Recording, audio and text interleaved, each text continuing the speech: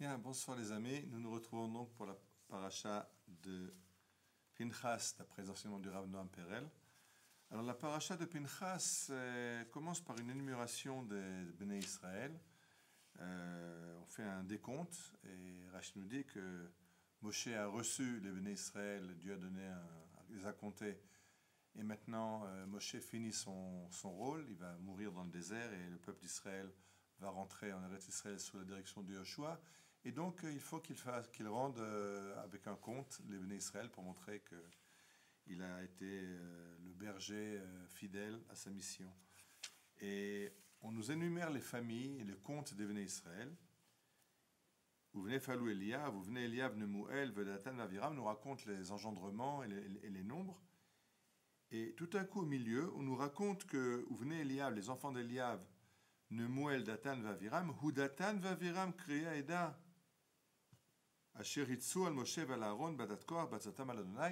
Et auparavant, Eliab a eu des enfants, dont Datan et Aviram. Et au passage, c'était Datan et Aviram qui s'étaient joints à la révolte de Korach contre Moshe. Et la terre s'est ouverte et a englouti Korach et toute son assemblée. Quand les 250 personnes ont été dévorées par le feu, et ça a été un signe pour le peuple d'Israël. Et le verset, cette parenthèse termine, où venait Korach, l'homme et tout. Mais les enfants de Korach, eux, ne sont pas morts. Et les Rashi nous enseigne, Bishat amachloket hirarut shuva belibam, lefirad nitbatzer lem makom gavoa beginom veyashvu sham. C'est que les fils de Korach étaient au départ dans la révolte, mais ils ont fait teshuva et ils ont été sauvés.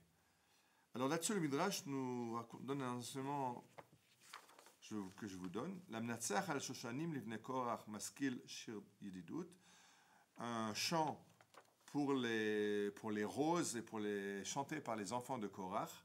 Ah oui, parce qu'il faut savoir que les enfants de Korach qui ont survécu ont été des levim du temple et beaucoup de psaumes sont Mizmor, la Menatzer, Livne Korach Mizmor. Ce sont les chants que les enfants de Korach chantaient au Beth Amikdash au moment d'amener les sacrifices. Alors, le Midrash nous demande c'est quoi ce chant des roses? Zeu Shamar Akatuv de Diyarad le Ganon l'Arugot Abosem Lirot Baganim Lilkot Shoshanim. Il y a un verset dans le livre du Cantique des Cantiques que mon bien-aimé est descendu dans le jardin pour cueillir des roses. Et le Midrash explique qu'il est descendu dans le jardin pour cueillir des roses. Mais on ne les distinguait pas, ils étaient entourés de mauvaises herbes et on n'arrivait pas à voir les roses. Et celui qui voit, il voit un parterre de mauvaises herbes, il ne fait pas attention que parmi ces mauvaises herbes, il y a des roses. Et qu'est-ce qu'on fait avec des mauvaises herbes? On les arrache et on les brûle. Et c'est ça que quand le verset nous dit que le feu a consommé les 250 contestataires contre Moshe.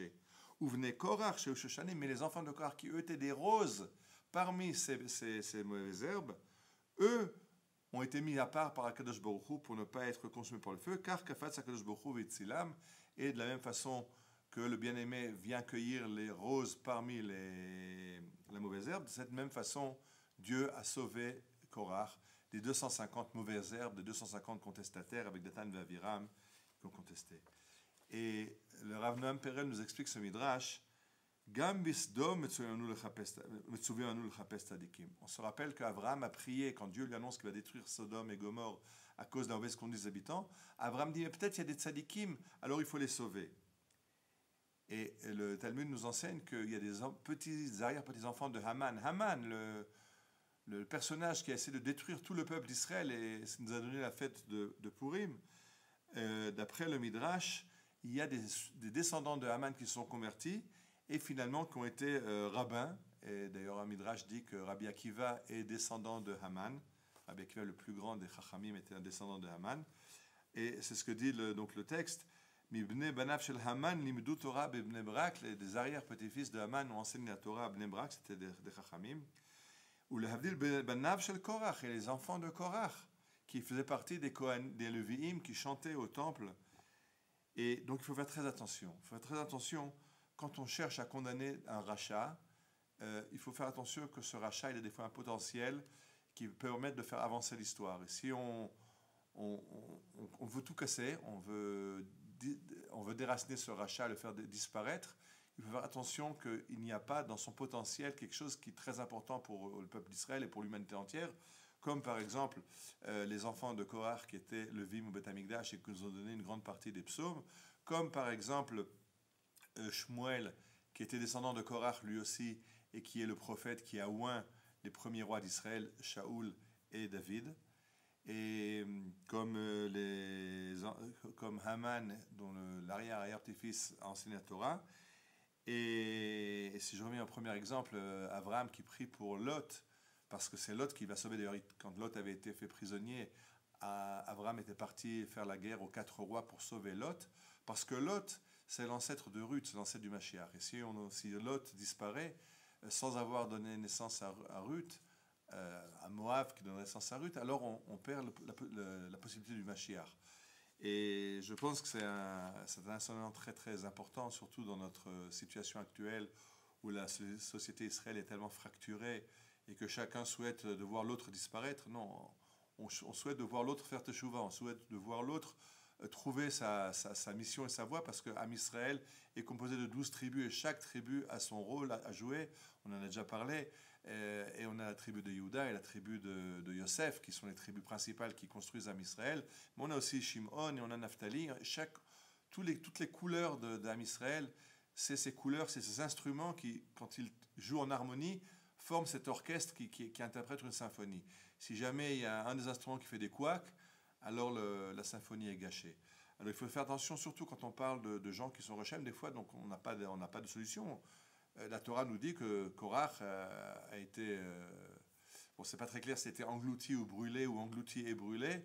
En tout cas, les contestateurs qui étaient avec lui, Datan et Aviram, ont été engloutis par la terre qui s'est ouverte. Les autres ont été brûlés par le feu. Mais ça ne veut pas dire que leurs enfants doivent partir avec eux. Quand les enfants ont fait Teshuvah, comme les enfants de Korach, alors ils ont leur place que Dieu leur réserve pour les sauver, pour qu'ils puissent après remplir leur mission de Levim au Beth Amikdash, et Shmuel qui sera le prophète qui va nommer les premiers rois d'Israël. Voilà, Shabbat Shalom et Bezrat Hashem à la semaine prochaine.